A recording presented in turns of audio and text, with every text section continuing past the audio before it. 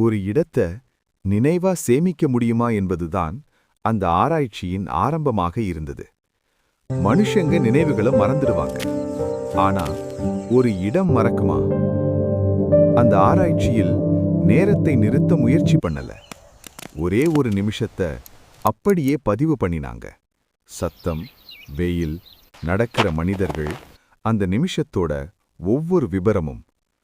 அந்த பதிவு ஒரு இயந்திரத்தில் இல்ல, இந்த கிராமத்துல. அதனால தான் எல்லாம் உயிரோட இருந்தது. ஆனா என்ன மட்டும் யாரும் பார்க்கல.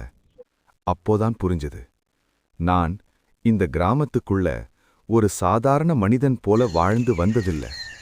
நான் இந்த கிராமத்தோட ஒரு பகுதியாக பதிவாயிட்டேன். இன்னும் அந்த பதிவு நடந்து கொண்டேதான் இருக்கு.